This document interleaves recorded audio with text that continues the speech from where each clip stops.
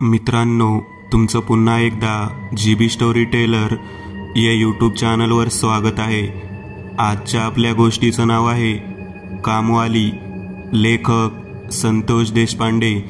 पण गोष्ट सुरू करण्याआधी जर कोणी या चॅनलवर पहिल्यांदाच आलेले असाल तर त्यांनी ह्या चॅनलला सबस्क्राईब करायला विसरू नका।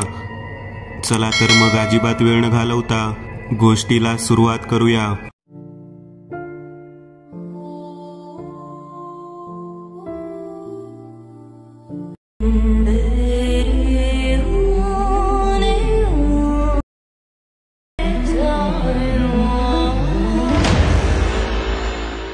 सहाव्या मजल्यावरून खाली उतरत असताना धीरज माझ्याकडे पाहत मला म्हणाला, हे बघ मोन्या, मी तुला आवर्जून सांगतो, ते तुझे जे 2 मित्र आलेले आहेत त्यांना घरातले काम करायला सांग। जर त्यांनी व्यवस्थित कामं नाही केली तर मग ते फ्लॅटवर राहू शकत नाहीत। जे पाहिजे ते बनवायचे, जे पाहिजे ते करायचं आणि भांडी आणि पसारा तसाच टाकून ड्युटीला निघून जायचं। रात्री रात्री यायचं दारू पिऊन, धिंगाणा घालायचा आणि आपल्याला शिवीगाळ करायची आणि पुन्हा माफी मागायची। हे मला अजिबात पटत नाही। आपण पण काम करतोच ना, मग हा असला प्रकार मला अजिबात नको आहे। धीरज बोलणं झाल्यानंतर मी त्याच्याकडे पाहत म्हणालो, धीरज, आपल्या फ्लॅटला भाडे किती आहे आणि आपण त्यांच्याकडून पैसे किती घेतो ते मला चांगलं माहीत आहे। दोघांकडून आपण 3-3 हजार घेतो। आपल्या फ्लॅटला भाडं आहे 8,000। तू आणि मी केवळ 1-1 हजार देतो। मग तेवढा तरी त्रास सहन करायला नको का? तेव्हा धीरज माझ्याकडे पाहत म्हणाला, म्हणजे आपण दोघांनी त्यांची भांडी घासायची का? त्यावरती मी म्हणालो, हे बघ, त्यांनी जे काही पदार्थ बनवलेले आहेत ते आपण सुद्धा खातो। आपण फक्त त्यांनी बनवलेला जो काही पसारा आहे तो आवरतो आणि भांडी घासण्याचं काम करतो। बाकी सगळं बनवायचं काम ते दोघे जण करतात।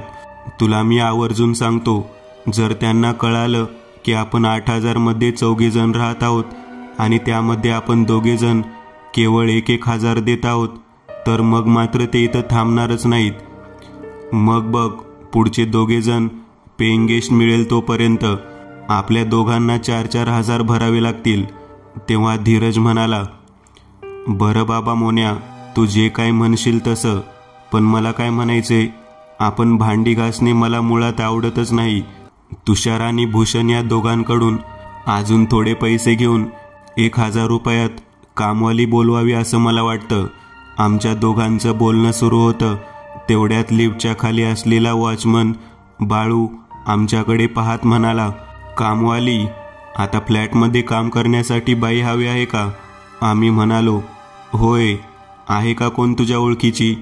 तेव्हा बाळू म्हणाला, उद्या लगेचच पाठवतो की, पण एक प्रॉब्लेम आहे बघा, सकाळी ती दुसरीकडे कामाला जाते, संध्याकाळी 8 नंतर कामाला येईल, 8 ते 10 वाजेपर्यंत काम करेल आणि निघून जाईल।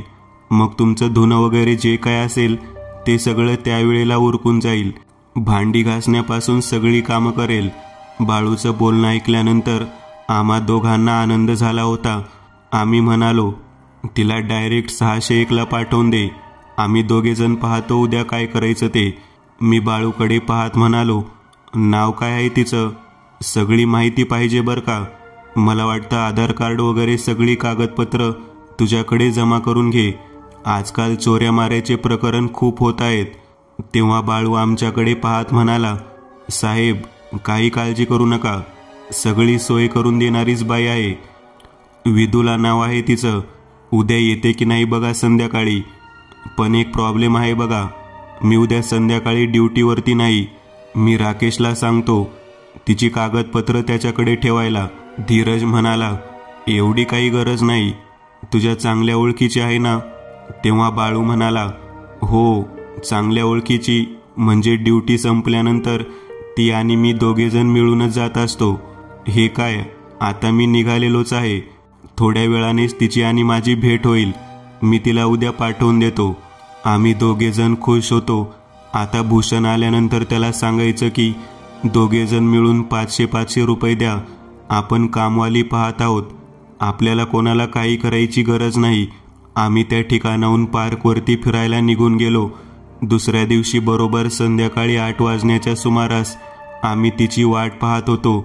आता येईल मग येईल, परंतु कामवाली बाई आलीच नाही. तुषार आणि भूषण दोघे जण आमच्याकडे पाहत म्हणत होते, कुठली काय बाई येते? आम्ही नेहमीप्रमाणे स्वयंपाक बनवतो, तुम्ही दोघेजण तुमचं काम करा. 9 वाजून गेले होते. धड बाळूसुद्धा कामावर आलेला नव्हता, त्यामुळे आम्हाला माहीत नव्हतं की आज बाई येईल का नाही. तेवढ्यात अपार्टमेंटमधली लाईट गेली. मी आणि धीरज दोघे जण मेन स्विच ज्या दिशेने आहे त्या दिशेने खाली निघालो. 601 नंबरवरून पायऱ्या उतरत उतरत खाली चाललेलो होतो. बरोबर 301 या खोलीजवळ आल्यानंतर पायऱ्यावरून एक चालत येणारी तरुण मुलगी दिसली. चांगली साडी घातलेली होती. हातामध्ये एक पार्सलची बॅग घेऊन मोबाईलची लाईट लावून वर चालत येत होती. आम्ही दोघेजण वेगात खाली निघाल्यामुळे तिला धडकलो. तिच्या हातातील पिशवी पडली. धीरज तिच्याकडे पाहत म्हणाला, अहो, मोबाईलची टॉर्च लाईट एवढी समोर का धरली आहे? डोळ्यावरती अंधारी आली ना? तेव्हा ती आमच्या दोघांकडे पाहत म्हणाली, तुम्हाला लाईट लागलेली दिसत असून सुद्धा सरळ येऊन धडकता आणि वरून मलाच ओरडता. या अपार्टमेंटमध्ये राहणाऱ्या लोकांची पद्धतच विचित्र आहे. तेव्हा आम्ही दोघेजण तिच्याकडे पाहत म्हणालो, कोण तुम्ही? इथं अगोदर कधी पाहिलं नाही. लाईट गेल्यानंतरच इथे कसे काय आला? तेव्हा ती आमच्याकडे पाहत म्हणाली, बाळूने पाठवलं होतं मला. विदूला नाव आहे. माझं 601ला कामासाठी चालले आहे. आम्ही दोघे जण तिच्याकडे पाहून हादरलो. आम्ही म्हणालो, तुम्ही आणि विदूला? तेव्हा ती म्हणाली, हो, मीच आहे. केवळ 19 वर्षांची असणारी मुलगी आमच्या समोर स्वतःच्या कपाळावरचे केस बाजूला सारत हातातील पार्सलची पिशवी उचलत बोलत होती. मी आणि धीरज एकमेकांकडे पाहत हादरूनच गेलो. एवढी दिसायला सुंदर असणारी मुलगी कामवालीचे काम करते. आम्ही तिला म्हणालो, आम्ही 601 मध्येच राहतो. मी मोन्या आणि हा धीरज. तेव्हा ती आमच्याकडे पाहत म्हणाली, माफ करा बरं का साहेब, मला यायला उशीर झाला. मी त्यामुळे तुमच्यासाठी पार्सल घेऊन आलेले आहे. आता 1 तासाच्या आत सगळं बनवून रेडी करते. पहिला दिवस आहे ना, हे सर्व शोधायसाठी जरा उशीरच झाला. आम्ही तिच्या हातातली पार्सलची पिशवी घेत तिला वर आमच्या फ्लॅटकडे घेऊन निघालो. मोबाईलच्या प्रकाशामध्ये तिचा चेहरा उजळून दिसत होता. आम्ही हळूहळू त्या पायऱ्या चढत असताना तिच्या चालण्यामधली लकब मला आणि धीरज दोघांना जाणवत होती. आम्ही फ्लॅटचे दार उघडले, घराच्या आत प्रवेश केला. तोपर्यंत मोबाईलची लाईट लावून तुषार आणि भूषण दोघेजण स्वयंपाकाची तयारी करत होते. त्या दोघांकडे पाहत ती म्हणाली, थांबा, काही करायची गरज नाही. मी तुम्हाला आज उशीर झाला म्हणून माझ्या हाताने बनवलेले पॅटीस घेऊन आलेले आहे. आम्ही दोघेजण तिच्याकडे पाहत होतो. जास्त उजेड नव्हता, परंतु त्यात सुद्धा ती एकटी कामवाली चांगल्याच पद्धतीने निरखून दिसत होती. तिने पार्सलच्या बॅगमधील पॅटीस बाहेर काढले. 10 पॅटीस घेऊन ती आलेली होती. प्रत्येकाला 2-2. तिने स्वयंपाकघरातील प्लेट्स बाहेर काढल्या. चिरलेला कांदा त्यावरती टाकला आणि आम्हाला 1-1 प्लेट खाण्यासाठी दिली. आम्ही गॅलरीमध्ये उभा राहून खाण्यास सुरुवात केली. लाईट गेल्यामुळे जरा उघडत होतं.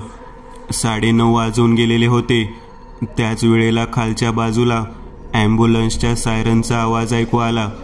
त्याच वेळेला दरवाजावरती थाप मारत राकेश आला.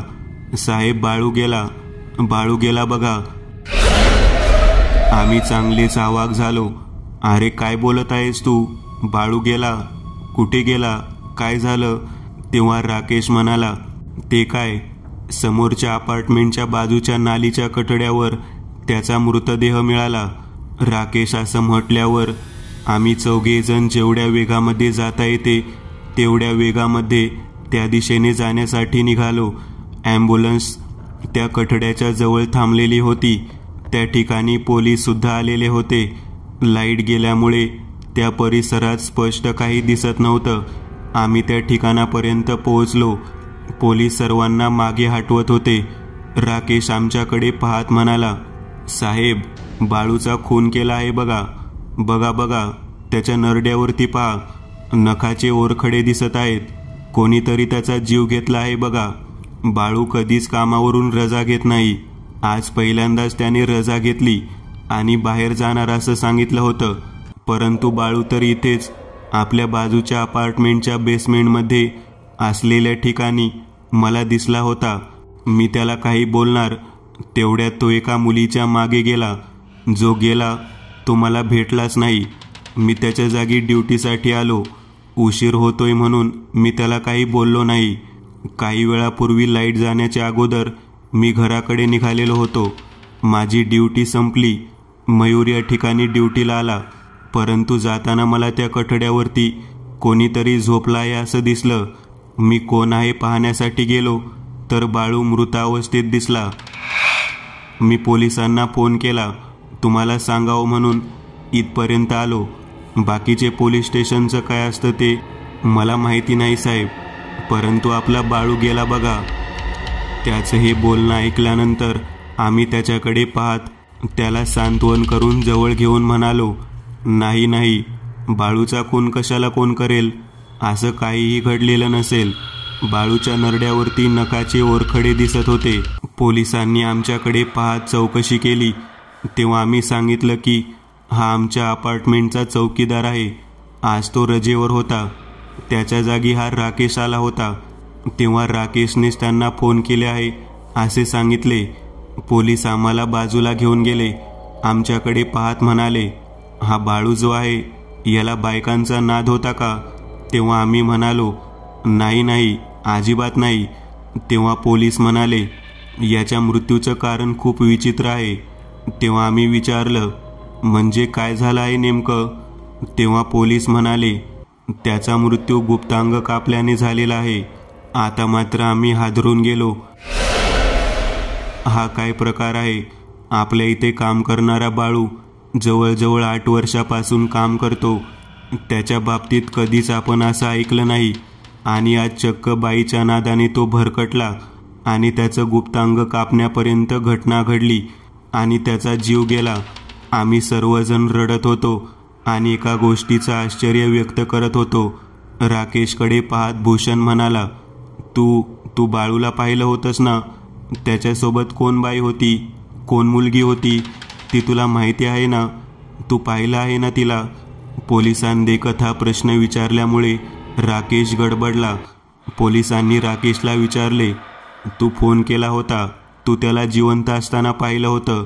कोणत्या मुलीसोबत पाहिलं होतं? वारंवार पोलीस विचारू लागले.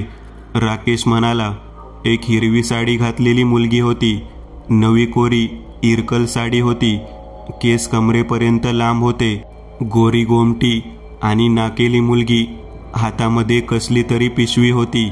बाळू तिच्या पाठीमागे अपार्टमेंटच्या बेसमेंटमध्ये उभारलेला होता. मला नेमकं समजलं नाही की तो त्या ठिकाणी काय करत आहे. त्याने रजा कशासाठी घेतली होती? कारण त्याने तर काम आहे म्हणून रजा घेतली होती. ते सुद्धा इथं काम नव्हतं, पण तो इथे कसा काय आला हेच कळायला मार्ग नाही. सगळं बोलणं सुरू होतं. पोलिसांनी बॉडी पोस्टमॉर्टमला पाठवण्यात येत आहे असं सांगितलं. आम्ही त्या ठिकाणाहून हॉस्पिटलला गेलो. बराच उशीर झाला. राकेश त्याच्याजवळ त्या ठिकाणी थांबला. बाळूच्या घरच्यांना त्यांनी फोन करून बोलावून घेतले. आम्ही 12:30 वाजल्यानंतर परत आमच्या फ्लॅटच्या दिशेने येऊ लागलो. आम्ही आल्यानंतर लाईट आलेली होती, परंतु लिफ्टजवळ जिथे बाळू बसायचा तिथे मयूर दिसत नव्हता. आम्ही वरच्या दिशेने चालत निघालो. आम्ही ज्या वेळेला चालत होतो तेव्हा पायऱ्यावरून रक्त सांडलेले दिसत होतं. ते रक्त पाहिल्यानंतर आम्ही घाबरलो. तुषार आणि भूषण दोघेजण म्हणाले, बापरे, आपण या सर्व काही गडबडीत ते आपल्या घरातल्या कामवालीला एकटीला सोडून चौघ्याच्या चौघे इकडे आलो. तेव्हा मी त्यांच्याकडे पाहत म्हणालो, मग काय झालं सोडून आलो तर? ती त्या ठिकाणी असेल ना? अरे होय, ती असेल त्या ठिकाणी, परंतु ती एकटी. संपूर्ण अपार्टमेंटमध्ये लाईट नाही. 6व्या मजल्यावर राहायला कोणी नसतं. 5व्या मजल्यावर राहायला कोणी नसतं. ती घाबरली असेल ना? आम्ही तिचा विचार करत होतो. खालच्या दिशेने पडलेला रक्त पाहिल्यानंतर आमच्या लक्षात येईना की या ठिकाणी रक्त कसं काय सांडलं आहे. भूषण आमच्याकडे पाहत म्हणाला, कोणीतरी मटण वगैरे आणलेलं असेल, त्याचंच हे रक्त पडले असणार. आम्ही आमच्या फ्लॅटच्या बाहेर येऊन उभारलो. दरवाजा उघडण्यासाठी त्याच्यावरती हात ठेवला. दरवाजा आपोआप आतमधल्या बाजूला उघडला गेला. बरोबर समोर सोफा सेटवरती कोणीतरी झोपलं आहे असं दिसलं. भूषण म्हणाला, कोण आहे? कोण झोपलं आहे तिथं? आतली लाईट लावली. नीट पाहिलं तर सिक्युरिटीच्या ड्रेसमध्ये असलेला मयूर त्या ठिकाणी झोपलेला दिसला. आम्ही त्याच्या जवळ गेलो. त्याला उठवण्यासाठी आम्ही त्याला हलवलं, परंतु तो त्या सोफा सेटवरून खाली पडला. व्यवस्थित पाहिलं तेव्हा आमच्या लक्षात आलं की खालच्या बाजूला काहीतरी सांडलं आहे. नीट पाहिलं तेव्हा आम्ही सर्वजण एकमेकांकडे पाहत ओरडू लागलो, कारण मयूरचं रक्त खाली सांडलेलं होतं. त्याची हत्या अगदी बाळूप्रमाणेच करण्यात आली होती. त्याचं गुप्तांग कापून टाकण्यात आलेलं होतं. आम्ही बाहेर जाण्यासाठी प्रयत्न करू लागलो, परंतु फ्लॅटचा दरवाजा कोणीतरी बाहेरून लावलेला होता. दरवाजा उघडत नव्हता. इतक्यात गॅलरीमध्ये कोणीतरी उभा आहे असं दिसलं.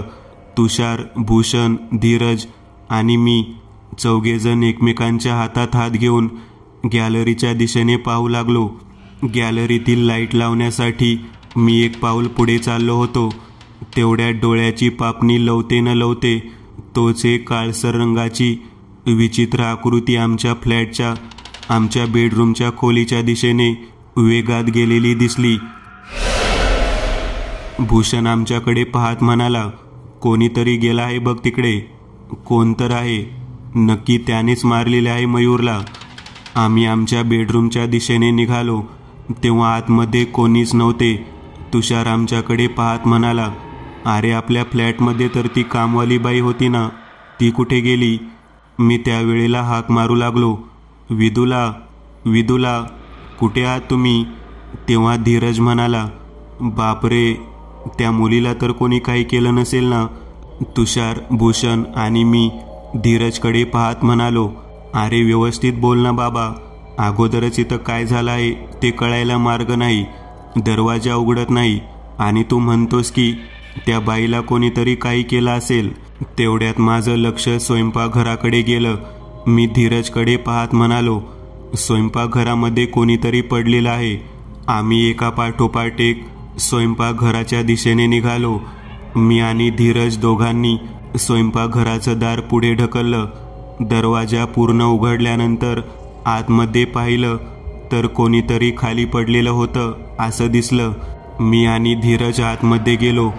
तेवढ्यात जोरदार किंचाळी ऐकू आली. मागे वळून पाहिलं तेव्हा स्वयंपाकघराचे दार कोणीतरी बाहेरून लावलं. आम्ही दोघेजण भूषण, तुषार म्हणून हाक मारू लागलो तेव्हा ते दोघेजण मोठ्याने ओरडत होते. आम्हाला कळेना की नेमकं त्यांना काय झालं आहे, ते का ओरडत आहेत.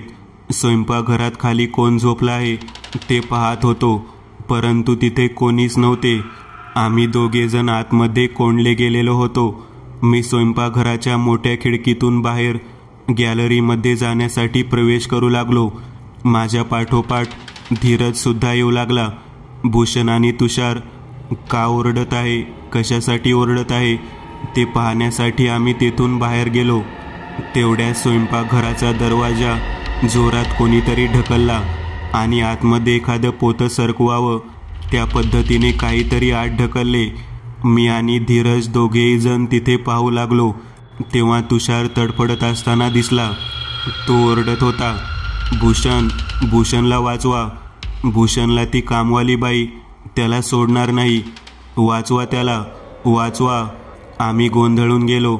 मी आणि धीरज दोघेजण खिडकीतून परत स्वयंपाकघरात आलो. तुषारकडे पाहिले तेव्हा त्याची हालत पाहून चांगलेच घाबरलो, कारण तुषारचं सुद्धा गुप्तांग कापलेलं होतं. आम्ही तुषारकडे पाहत म्हणालो, कोणी केलं हे, कोणी केलं? तेव्हा तुषार बेशुद्ध अवस्थेत चाललेला होता. तो फक्त एवढाच म्हणाला, कामवाली बाई. आता मात्र आम्हा दोघांना भीती वाटू लागली. बाहेर भूषण होता. भूषण ओरडलेला आवाज ऐकू येऊ लागला. आम्ही बाहेर गेलो. तेव्हा आमच्या बेडरूमच्या दिशेने खाली रक्त सांडलेलं दिसू लागलं. आम्ही बेडरूममध्ये प्रवेश केला तेव्हा भूषण बेडवरती अर्धनग्न अवस्थेत बेशुद्ध पडलेला दिसला. त्याचं सुद्धा गुप्तांग कापलेलं होतं. मी आणि धीरज दोघेही जण एकमेकाला हातात हात घालून आम्ही वेगळे होणार नाही आहोत अशा पद्धतीने घरात वावरू लागलो. धीरज माझ्याकडे पाहत म्हणाला, सर्वात अगोदर बाळू गेला, त्यानंतर मयूर. आता आपल्या घरातील आपले दोघे मित्र, त्यांनाही त्याच पद्धतीने मारलं आहे.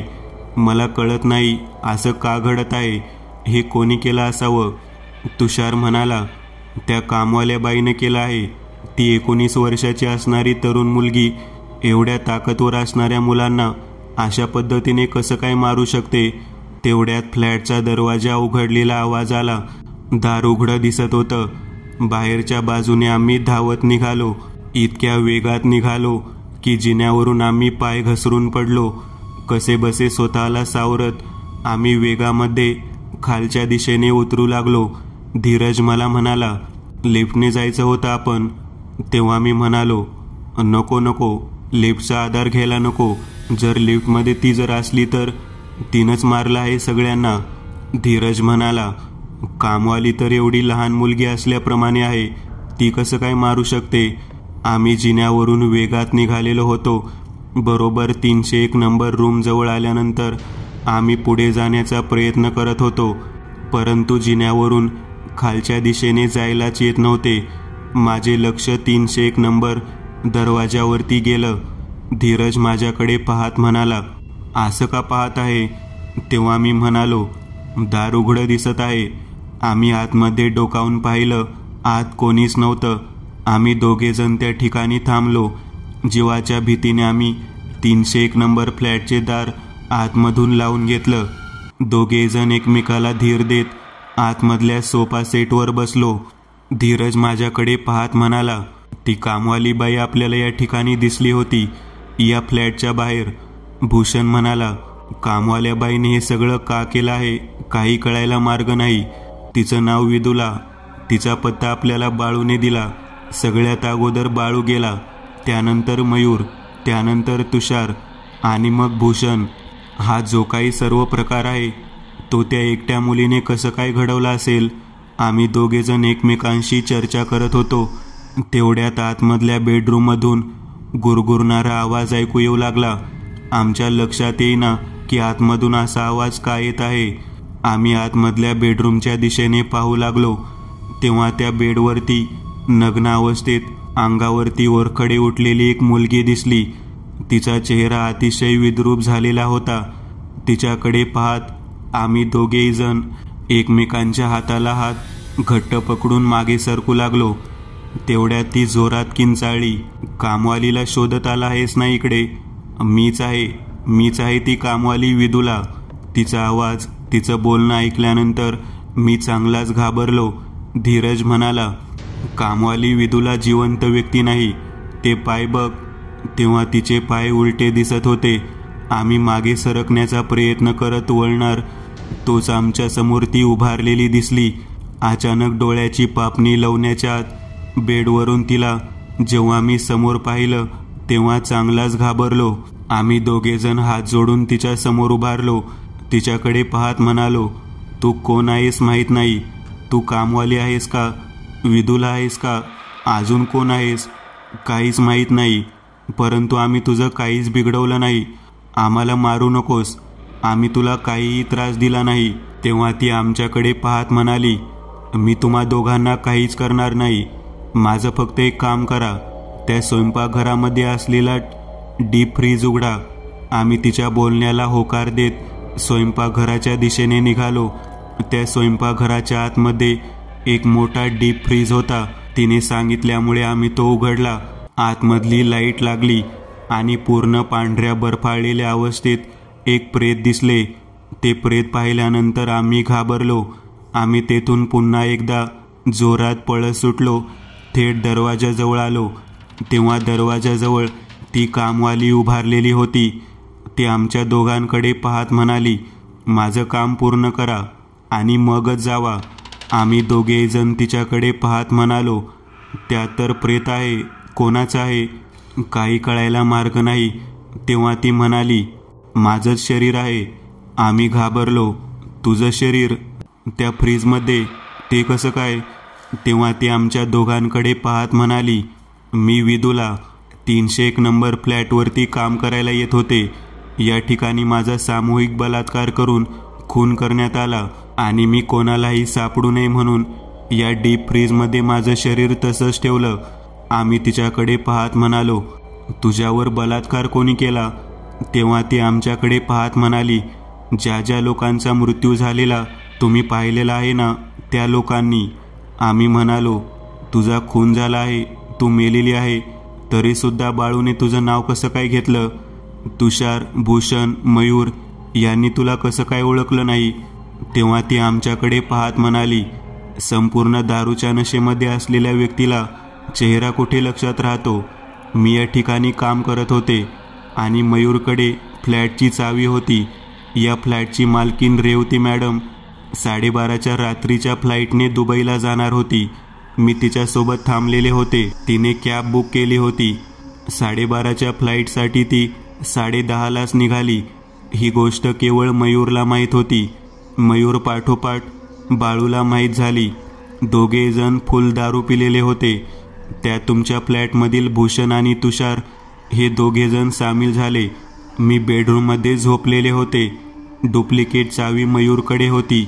दारूच्या नशेत ते दोघेही जण मालकीनबाई गेले म्हणून फ्लॅट उघडून आतमध्ये आले. त्यांच्या पाठोपाठ तुषार आणि भूषण हे दोघेजण आले. अजून एक दारूची बाटली आणून ते तिथे पीत होते. अचानक आवाज ऐकू आल्यामुळे मी उठले आणि दार उघडून बाहेर आले. फ्लॅटची लाईट या सगळ्यांनी बंद केली होती. अचानक अंधारात मी मुलगी सापडली म्हणून या चौघांनी माझा आळीपाळीने बलात्कार केला आणि त्यांच्या या भयानक अतिप्रसंगाने माझा जीव गेला. मी मेलेली आहे म्हणून त्यांनी प्रेत डीप फ्रीजमध्ये टाकलं आणि ते तिथून निसटले. बाईसाहेब 2 महिने तरी येणार नव्हत्या. याच गोष्टीचा फायदा घेत त्यांनी हे सर्व कृत्य केलं. वेळ पाहून ते माझं प्रेत विल्हेवाट लावणार होते, परंतु डीप फ्रीजमध्ये प्रेत आहे म्हटल्यानंतर ते निष्काळजी राहिले. माझ्या मृत्यूच्या बरोबर 10व्या दिवशी मी अगोदर ज्या अपार्टमेंटमध्ये जात होते त्या ठिकाणापर्यंत मला बाळू दिसला. माझं शरीर अंत्यसंस्कारित केलं नव्हतं म्हणून माझ्या आत्म्याला मुक्ती मिळाली नाही. माझं मन सुडाने पेटलेलं होतं. बाळूनं मला दारूच्या नशेत कामवाली म्हणून पाहिलं. मी त्याला काम आहे का बघ म्हणून सांगितलं. त्याने तुम्हाला माझं नाव सांगितलं. मी दिसायला सुंदर असल्यामुळे तो माझ्यामध्ये गुंतला. मीच त्याला त्या अपार्टमेंटच्या बेसमेंटमध्ये रजा काढून बोलावलं होतं आणि त्याची गेम मी त्या ठिकाणी केली. त्यांनी दारूच्या नशेत अंधारामध्ये माझ्यावरती बलात्कार केला होता, त्यामुळे माझा चेहरा त्यांना दिसलाच नाही. माझा जीव गेल्यानंतर मात्र यांनी माझ्या चेहऱ्यावरती चाकूने वार केले आणि माझं प्रेत डीप फ्रीजमध्ये फेकलं. आम्ही दोघेजण तिच्याकडे हात जोडत म्हणालो, जे काही तू सांगितलं ते ऐकल्यानंतर आम्हाला सुद्धा विश्वास पटत नाही की आमचे दोघे रूम पार्टनर अशा पद्धतीचे असतील. आम्ही तुझं काही वाकडं केलं नाही, आम्हाला सोड. तेव्हा ती आमच्याकडे पाहत म्हणाली, माझं प्रेत बाहेर काढा, त्याची विल्हेवाट लावा, त्याच्यावरती अंत्यसंस्कार करा. आम्ही दोघेही जण तिला होकार दर्शवत म्हणालो, आम्ही दोघेजण तुझ्या प्रेतावर 10 संस्कार करतो, आम्हाला सोड. होकार दर्शवल्यावर तिने दार उघडलं. आम्ही तो डीप फ्रीज उघडून त्यातील तिचं प्रेत बाहेर काढलं. एका पोत्यात तिचं प्रेत गुंडाळून ते दूरवर गावाच्या बाहेर नेलं आणि त्या तृप्त असणाऱ्या कामवालीच्या शरीराला अग्निसंस्कारित केलं. आपण दारूच्या नशेमध्ये कोणतं काम करून बसतो याची जाणीव आपल्याला नसते, परंतु आपल्या चुकीच्या कामाची शिक्षा प्रारब्ध आपल्याला बरोबर देतो. हे त्या घटनेवरून माझ्या आणि धीरजच्या चांगलंच लक्षात आलं. आजही 301 नंबरच्या बाहेर विदूला स्मित हास्य करत असताना आम्हाला दिसते. मित्रांनो, आज पुरतं एवढंच. तुम्हाला जर काही गोष्ट आवडली असेल तर नक्की लाईक करा. तुमच्यापैकी बरेचसे जण व्हिडिओ लाईक न करताच पळून जातात. पण हा जर व्हिडिओ तुम्ही लाईक केला तर मला जरा बरं वाटेल आणि असेच भारी भारी व्हिडिओ बनवायची माझ्यात एनर्जी येईल. त्यामुळे नक्की लाईक करा आणि अजूनही कोणी या चॅनलला सबस्क्राईब केलेलं नसाल तर लगेच सबस्क्राईब करून टाका आणि बाजूची घंटी ती मात्र दाबायला विसरू नका. देवाची घंटी आहे ती. चला तर मग पुन्हा भेटूया अशीच एक आगळी वेगळी गोष्ट घेऊन पुढच्या